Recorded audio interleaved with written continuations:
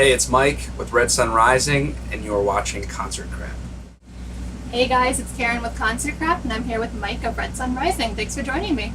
Thanks for having me. Alright, it's been a while since we've had you back on Concert Crap, and a lot of things have happened since then. I think the last interview was 2016. That's been a while. Yeah, so right now you are on tour with Shinedown and Godsmack. Correct. Quite the tour. Yes. You came halfway through. Yep. And how's it been so far? It's been amazing. We started out when we actually left home for tour. We did like 2 weeks of headline shows before that. So now that and those are club shows, obviously, with our fans. But then you have to switch gears from playing an hour and 15 minutes to playing a half hour in front of a much larger crowd that may not know you. So the dynamic shifts, and picking the set list was fun, considering, and I say fun by more of like a frustration thing. Like what 6 songs are we going to play when we were just used to playing, 13? So, but it's been amazing so far. I think this was a perfect fit for us, stylistically, especially going into our second record and really getting our name out there.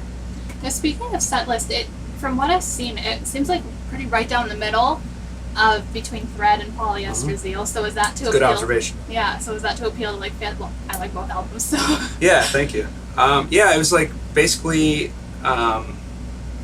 we typically don't like to put all the radio songs out there constantly, but on a tour like this, which is 2 bands that have most of their success has been at rock radio, we're like, well, it kind of makes sense for us to put all the songs that did well for us at rock radio, with the exception of one, which is the intro track, Clarity, which is off the Thread.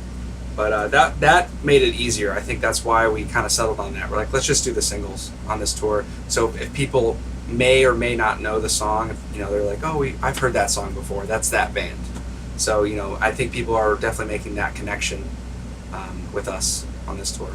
And it seems like with Death Wish being your last song, from what I saw online, it seems like it's been getting a really good response as the closing song. I've been seeing a lot of videos where the audience gets really pumped. Yeah, it's definitely became a moment in our set, which we didn't expect, and we never write songs for that reason. We just kind of write songs, and that song was a little more progressive. It has like 3 endings, and it started off a little slow because I don't think people knew how to digest it yet, because it's not a very straightforward like verse, chorus, riff, verse, chorus.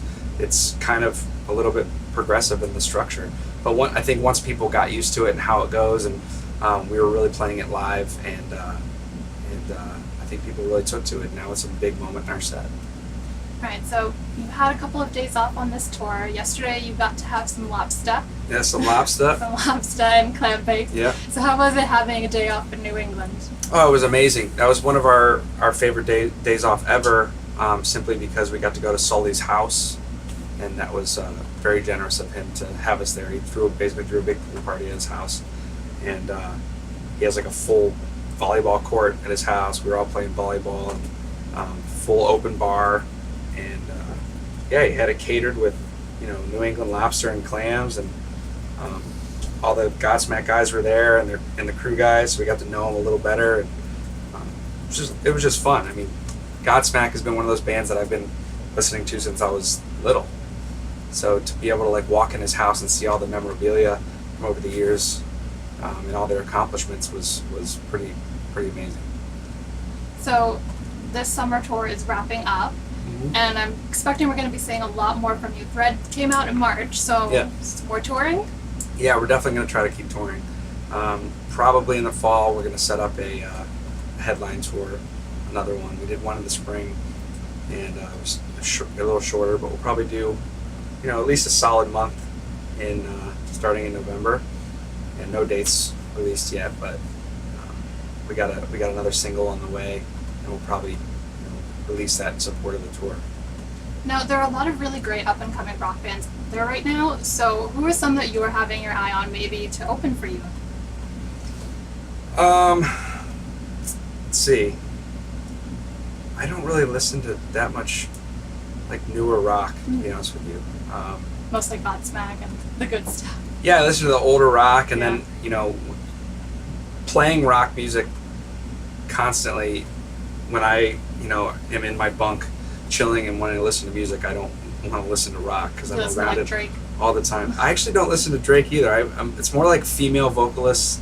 Like I love the old Sia records and like Yeah, that's good. Regina Spektor and like that's usually what I chill to. But I'm trying to think if there's like one band that I could give a shout out to. Bad Flower. It's a good band. We became friends with them. We've toured with them on tours, and we were kind of wanting to tour with them in the fall. I think they're gonna do a different tour. Yeah, I think they're going out From Ashes to New. Yeah, something like that. Yeah. So they're a cool band, and I think they're gonna do well. Cool. So besides listening to the music that you brought up, is there anything specific? How much free time do you actually have on this tour, by the way? Too much. Okay. Actually. So you got to think we sound check for maybe 20 minutes and we play for 30 minutes. Okay. So the rest of the day revolves in working out, relaxing, and 2 trips to catering, at least. At least. Is there anything good at catering that you've had? Any like dessert? Oh, or is it- this catering company's killing it. Oh, yeah. Like it's amazing every day. Like today was lamb chops and truffle mac and Oh my cheese, and like ridiculous meals every day. Like this is the way to tour. This is why you need to work out every day. Absolutely. Otherwise, you'll come home. All right. So, Thread did come out in March, but as you know how it goes, you put out an album, and now 2 minutes later, we want music. So, is that going to be something? Are we going to see new music coming, or are you going to focus more on Thread right now? We actually just went to Los Angeles not too long ago and did like acoustic versions of several of the songs from both records, and we also did a couple. And I use the word alternative versions loosely because it doesn't sound like the genre alternative. It's just different versions and different structures of the songs, just to play with it and see what else we can come up with. Veins was one of those, and it turned out really amazing. We did a lot of added some of the other instruments that we all play, piano and strings and different kind of percussion. And I think people will be surprised at that side of us when they hear it. Cool. So, do you have anything else that you would like to add before we wrap it up? Go listen to our record and come see us live. I think we're a really great live band. Come see us. All right. We at Concert Crop definitely love Red Sun Rising, so definitely check them out if you have a chance. Thanks for joining me, Mike. Thank you. This has been Karen with Concert Crop, and we'll catch you next time.